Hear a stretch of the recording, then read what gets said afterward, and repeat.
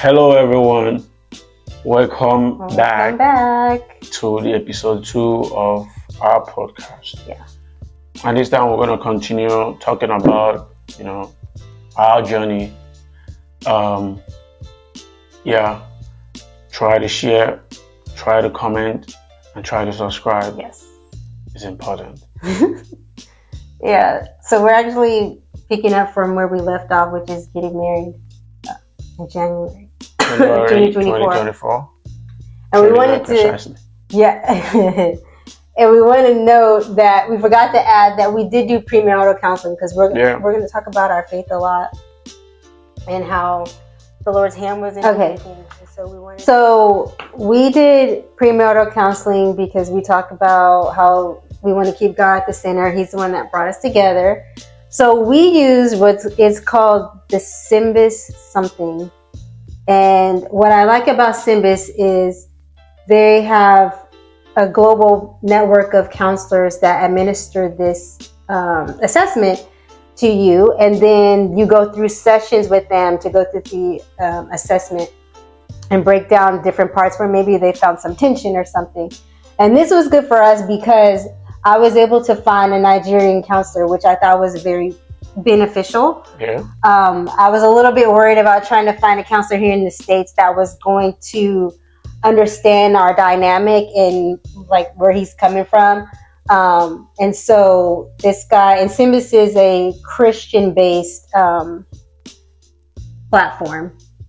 And so that was something that we did before I went out there in January. We wanted to share that with you guys in case any one of you guys is interested in doing something like that as well on your journey. It's really a good platform that helped us to understand each other at a level at that point, because coming into that kind of relationship with different cultures, there was a lot of struggle, even though we haven't met at some point. Yeah. And let me tell you, one of the struggles in intercultural relationship is availability. How does it sound? You have to be available for your partner at all times. But where I come from, it's different. It's not like you're not available for your partner at all times. It's just your partner understands that you are not available at this point. But in intercultural relationships, it was never the same. So it's something that needs to be built over time for you to be an understanding that your spouse didn't pick your call at this point and it's not a problem. I don't know if I'm making sense actually. Yeah. If you have been in that situation, just tap it on the comment section. Yeah. So okay, going forward, we got married in January, at the end of January, and then I came back and I started work. And at this point, we're fully married. We're, our conversation and stuff on the phone and our FaceTime is still going normal.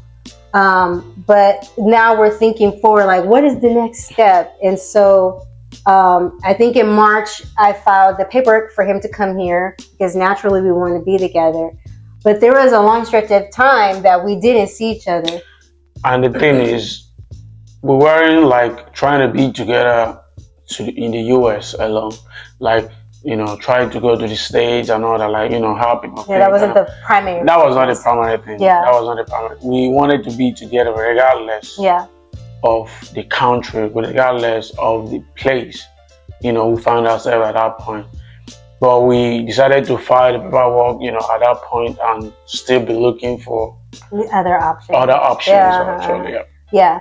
And so that, by the time I was able to visit again, it was July. And I came in July. That was when I brought my daughter with me, so he was able to meet her face to face. And that was maybe a 3-week trip. And from that trip, we knew that it was very important for us to spend more time together than apart during this process, especially since we had heard so many different things about how the process can be unpredictable as far as timing goes. We didn't know what was going to happen. We never knew. Yeah, we didn't know. So we're going to tell you guys what happened, but you know, in it, we didn't know. And so I came in July. We started praying together about, Lord, you know, we want to be together, make a way for us. Yeah. And then I came back. And when I came back, early August, I came back and I actually got laid off from my job. And so it was very unexpected. But at the same time, a little part of me thought it felt like it was answered prayer, because my job was keeping me, even though it was a remote job, they weren't allowing me to travel and work remotely. And so it was a little bit of a hindrance to us really being together fully.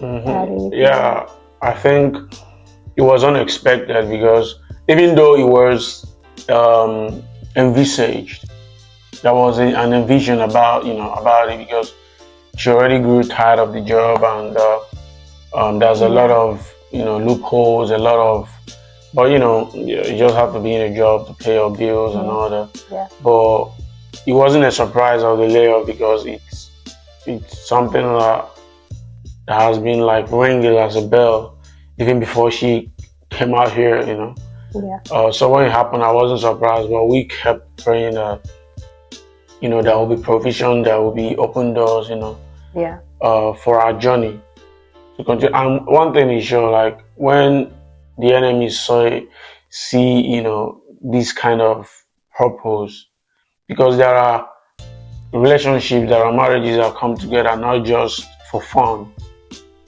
They come together mostly for a purpose.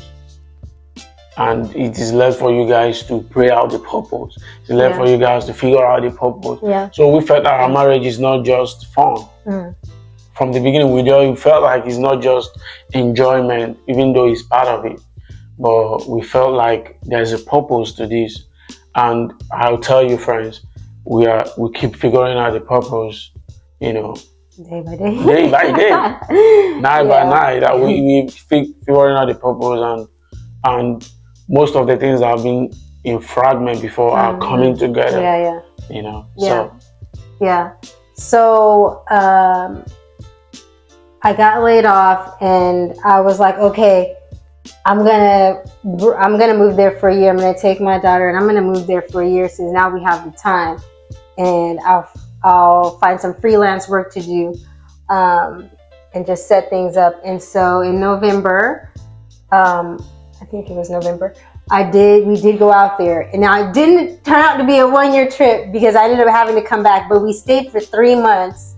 We got a flat together, and we basically started living our married life together with my daughter. And that was, I don't think we realized it at the time, but that was a very important part of our journey. It was a changing moment. Yeah, we were able to kind of establish ourselves as married and start understanding a little bit about each other and get used to being around each other all the time before he came to the States. And I was able to be exposed to Nigerian culture and just the different things around that, which honestly helped me to understand him a lot better. And then I was also able to see his family more, spend time with his family, and just do things. I don't know how to say it, just do things to be involved in the culture, go to church with him, which Nigerian church is amazing. But yeah, go to church with him. We went to church together and experience the food. Mm-hmm. Yeah, just live it live. Yeah, that is unscripted. Yeah, we had neighbors. We had neighbors. I met the neighbors. They were Nigerian. Their daughter was the same age as my daughter, so they became friends, and I would meet different women and kind of chat them up. And so it was, that was a very, very important part of our journey. Because one of the things is this, when you're coming together in this kind of relationship, long distance, because you kind of think you have it figured out, you don't really have it figured out. You figured it out in the journey, inside the journey, not outside. Yeah. So sometimes you might think, oh, I got it, but you got nothing until you face the actual truth. Yeah. So I think we faced our journey with open hearts and with open mind. When you're going into this kind of relationship, just open your mind, open your heart. Yeah. So don't hide anything. Yeah, it's true. From the beginning, like, don't try to hide stuff and all that. Yeah, I never hid anything from my wife. The things that I didn't tell her, I felt like they are irrelevant. I tell her, no, these things that happen, it's irrelevant. So unless you want to talk about it, then we talk about it. But if she doesn't want to talk about it, I don't really care, because I feel like it's not important. And some things that you mark that's not important is not important until it becomes important to her or something. Then you can just bring it up and talk it over. But don't hide anything and be open. That's one thing I love about her. She's always open, to talk. If you're ready to talk, come to her. If you're ready to talk for the whole day, she's ready. Yeah. And another thing is, you guys might not be have the same ability. It's not like it's compulsory to have the same ability or to have the same character or to portray the same way of life, because she's a talker more than I am. But we're still together. Like, it doesn't, she keeps understanding, like, oh, most times I just want to have, a quiet time and all that. But it doesn't mean I wouldn't talk to her. It just means that most conversation might come from her at that time. Before, it used to make her feel bad, but I don't think it makes her anymore. That's what I'm telling you. You keep understanding each other. It's not a one-day thing. It's not a one-month thing. It, comes subsequently.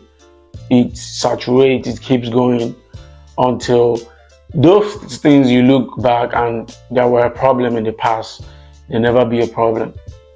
Yeah. Yeah. And so that's a thing that I would encourage, is make sure that you're able to travel to where he is or her is, if this is a man watching, and experience their culture, because there's a lot of things about him that I wouldn't understand if I hadn't been there and seen with my own eyes and lived there and experienced everything, like how he hates the sun. We're in Florida, so it's sunny, but I don't hate the sun. But being in Nigeria, it's hot. It's just hot all the time. It's hot it's just hot all the time. It's for no reason. So I can understand why he hates the sun, and even seeing like what he eats, I know why he doesn't like cooked carrots. And there might be some Nigerian men that will eat cooked carrots, but I know why he doesn't like to eat his carrots cooked. And even, being in the house together, I saw that he was clean, and I saw that he would clean, he would cook, he would do the laundry there. And so I just got to see his mannerisms and his character fully outside of the phone, because the phone it's only ever going to give you so much. But yeah, in the day-to-day life, things start to break down. And you get to see a little bit more. So I definitely encourage, go to their country, spend as much time there as you can in their own environment. And yeah, we're in Lagos all the time. And I think when I first went, the first trip I romanticized it. Yeah, I really did. But the second and third trip, I was just like, this place is crazy. But it's a beautiful crazy, and you get used to it. You learn how to navigate it. You learn to meet people. That's not what you have in the States. It's really different, I tell you. But the experience is worth it, I tell you. Yeah, it's really worth it. Yeah, it's really a very nice culture, and yeah. We're not just talking about Nigeria right now. Other parts of the world, other parts of Africa, there's so much more to to see out there. Yeah. So yeah, it's not just Nigeria. It's Nigeria right now because I am from there. Yeah. But basically, yours might not be Nigerian. Yours might be Europe, Asia, or other parts of Africa. But just open your heart, open your mind, and enjoy the moment. Yeah, enjoy other experiences. So yeah, I think that's about it for this episode. Yeah, we're gonna meet you on the next. Make sure you subscribe to this channel. Make sure you like, you share, and we'll see you in the next one. Thank you very much. Bye bye.